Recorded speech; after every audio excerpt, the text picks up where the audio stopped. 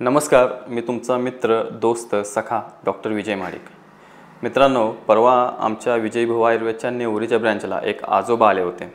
त्यांचे नातेवाईक त्यांना घेऊन आले होते। त्यांच्या कमरेपासून खाली पायांच्यामध्ये कोणत्याही प्रकारच्या सेन्सेशन नव्हत्या। त्यांनी तिथल्या जवळच्या 2-3 डॉक्टरांच्याकडे उपचार घेतल्यानंतर त्यानंतर ते आपल्याकडे आले। मित्रांनो, त्या कुटुंबियांना किंवा त्या पेशंटच्या नातेवाईकांना अशी शंका येत होती की त्यांना पॅरालिसिस झालेला आहे, परंतु कमरेच्या वरचं ज्यावेळेस शरीर बघितलं तर त्याच्यामध्ये व्यवस्थित हालचाल होत होती, परंतु कमरेच्या खाली मात्र कोणत्याही प्रकारच्या सेन्सेशन म्हणजे कुठल्याही प्रकारचा वेदना किंवा स्पर्श त्यांना जाणवत नव्हता। ज्यावेळेस आम्ही प्रॉपर टेस्ट केली किंवा प्रॉपर नाडी परीक्षण केलं तर त्यावेळेस एक गोष्ट लक्षामध्ये आली की त्यांना नक्कीच पॅरालिसिस नाही आहे, परंतु त्यांच्या कमरेच्या मणक्यातली शिर दबलेली आहे आणि त्याच्यामुळे खाली पायाच्यामध्ये जे नर्व सेन्सेशन खाली जायला पाहिजे तर ते किंवा रक्तपुरवठा जो व्यवस्थित व्हायला पाहिजे तो होत नाही आहे आणि त्याच्यामुळे त्यांच्या पायामध्ये बधीरपणा आलेला आहे। मित्रांनो, त्या बाबांना आम्ही पहिल्यांदा MRI करायला सांगितला। MRI केल्यानंतर तर त्यांच्या 4थ्या 5व्या आणि खाली 5व्या आणि जे माकड हाडाच्या खालचे जे मणके आहेत तर त्याच्या पहिल्या मणक्यामधल्या शिर अगदीच पूर्णपणे दबल्या होत्या की ज्याच्यामधून कुठल्याही पद्धतीचा खाली सप्लाय नर्व सप्लाय जो व्हायला पाहिजे होता तर तो होत नव्हता आणि त्याच्यामुळे त्यांना खाली पायामध्ये बधीरपणा आलेला होता आणि पाय उचलून टाकणं हे सुद्धा त्यांना जमत नव्हतं। त्या रुग्णाला आम्ही आयुर्वेदिक औषधं चालू केली आणि पंचकर्मामध्ये बस्ती आणि कटिबस्ती ही 2 कर्म एक 15 दिवस करून घेतली। ही कर्म केल्यानंतर त्यांच्यामध्ये खूप चांगल्या पद्धतीचा उपशय मिळाला आणि त्या रुग्णाला चांगल्या पद्धतीने बरं वाटायला चालू झालं। मित्रांनो, हे कशामुळे झालं किंवा का झालं तर बरेच रुग्ण आमच्याकडे तक्रार घेऊन येतात की सर, आमची कंबर दुखते किंवा कमरेपासून खाली पायाच्या मागे शिर दुखत आहे। तर हे कशामुळे होतं तर मित्रांनो, हे सायाटिका नर्व नावाची नर्व आपल्या शरीरामध्ये असते। आपल्या लंबरच्या मणक्यामधून साधारणपणे 4थ्या 5व्या आणि खालच्या 2 मणक्यामधून आपल्या पायामध्ये सायाटिका नर्व नावाची नर्व ही जात असते। ही अगदीच घोट्यापर्यंत येत असते। मित्रांनो, ज्या लोकांना कंबरदुखीचा त्रास आहे किंवा ज्या लोकांना डिस्क बल्ज आहे अशा लोकांची ती शिर दबते। आपल्या शरीरात असणारी सगळ्यात मोठी आणि सगळ्यात जाड नर्व ही सायाटिक नर्व आहे आणि हीच सायाटिक नर्व ज्यावेळेस दबायला चालू होते किंवा सायाटिक नर्वमधून खाली पायामध्ये जे जाणारे सेन्सेशन आहे ते पूर्णपणे थांबतं किंवा कमी होतं, त्या आजाराला सायाटिका झालं असं आपण म्हणतो। बरेच रुग्ण स्वतः येतात आणि आम्हाला सांगतात की सर, मला सायाटिकाचा त्रास झालेला आहे। मित्रांनो, याला आयुर्वेदामध्ये खूप चांगल्या पद्धतीचा शब्द दिला गेला आहे की ज्याला गृध्रसी म्हटलं जातं, म्हणजे गिधाडासारखी चाल। म्हणजे अशा आजार झालेला रुग्ण एक विशेष चालीमध्ये चालतो, म्हणजे एका पायावरती जोर देऊन दुसरा पाय मोकळा ठेवून अशा पद्धतीने तो रुग्ण चालत असतो। तर याला सायाटिका किंवा गृध्रसी म्हणजे गिधाडासारखा चालतो म्हणून गृध्रसी असं म्हटलं जातं। मित्रांनो, तुम्हाला जसं म्हटलं की सगळ्यात मोठी, सगळ्यात जाड आणि सगळ्यात लांब असणारी जी नर्व आहे ती म्हणजे सायाटिका नर्व आहे। मित्रांनो, हिचा उगम कमरेच्या मणक्यापासून चालू होऊन आपल्या पायांच्या घोट्यामध्ये ही साधारणपणे विसर्जित होत असते। ज्या वेळेस ही सायाटिका नर्व दबायला चालू होते त्यावेळेस हळूहळू आपल्या पायामध्ये सेन्सेशन कमी कमी व्हायला चालू होऊन जातं। ज्या लोकांच्या मणक्यामध्ये चकती सरकलेली आहे, ज्या लोकांना कंबरदुखीचा त्रास होतोय, ज्या लोकांच्या मणक्यामध्ये गॅप वाढलाय किंवा गॅप कमी झालेला आहे, अशा लोकांची पायातली शिर दबून या ठिकाणी सायाटिका नावाचा आजार हा आपल्याला होत असतो। मित्रांनो, याची लक्षणं काय आहेत तर सगळ्यात पहिलं लक्षण आहे ती म्हणजे कंबरदुखी। दुसरं लक्षण आहे की पायाच्या मागच्या बाजूनं वेदना या घोट्यापर्यंत होत असतात। तिसरं लक्षण आहे की दोन्ही पायांच्या मधून किंवा एका पायामधून मुंग्या येणं। म्हणजे जर समजा सायाटिका नर्व एका बाजूची दबलेली असेल, म्हणजे उजव्या पायाची जर सायाटिका नर्व दबलेली असेल तर उजव्या बाजूला मुंग्या येतात किंवा उजवा पाय बधीर होतो, किंवा जर एखाद्या व्यक्तीची डाव्या पायाची शिर दबलेली असेल किंवा डाव्या पायाची सायाटिका नर्व दबली असेल तर त्या व्यक्तीला डावा पाय दुखायला चालू होतो किंवा त्या डाव्या पायामधून मुंग्या यायला चालू होतात।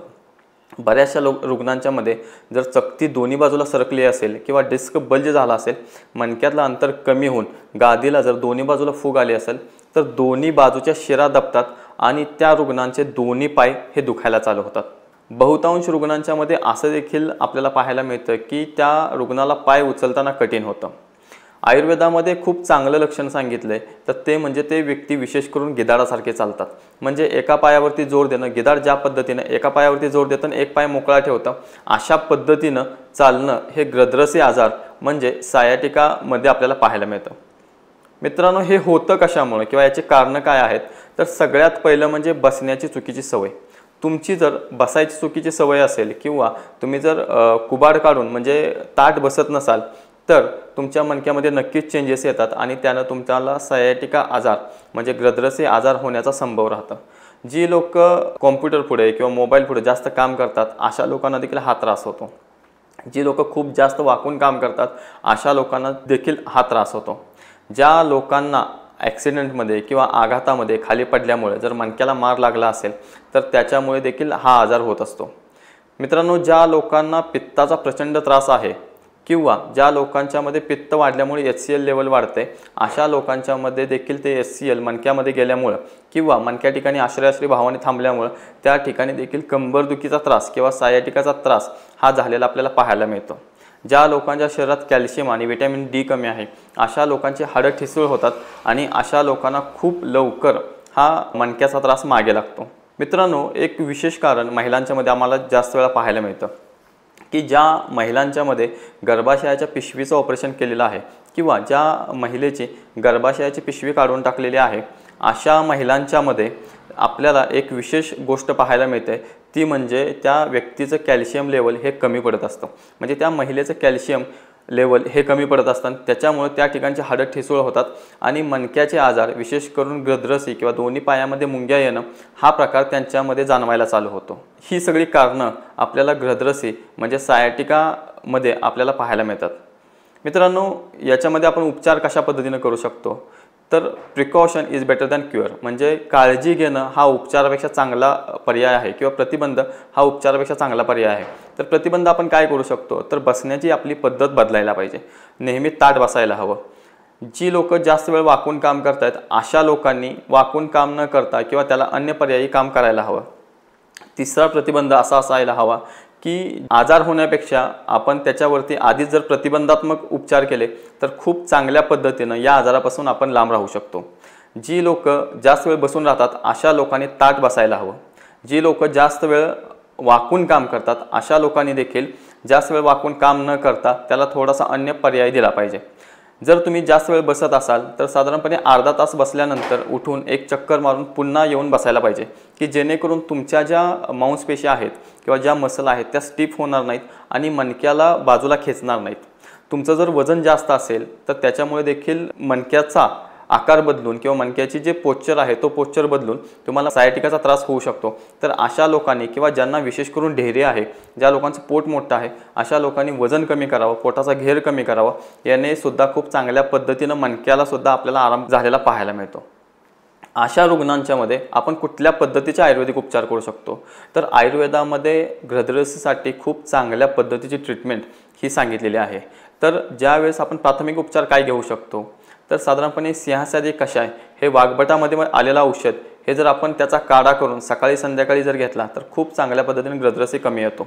रासना सप्तक काढा, महावात विध्वंस रस, प्रवाळ पंचामृत रस, महायोगराज गुग्गुळ, त्रयोदशांग गुग्गुळ, योगराज गुग्गुळ अशी औषधं जर आपण पोटातनं घेतली, तर चांगल्या पद्धतीनं सायाटिकाचा त्रास हा कमी झालेला आपल्याला पाहायला मिळतो.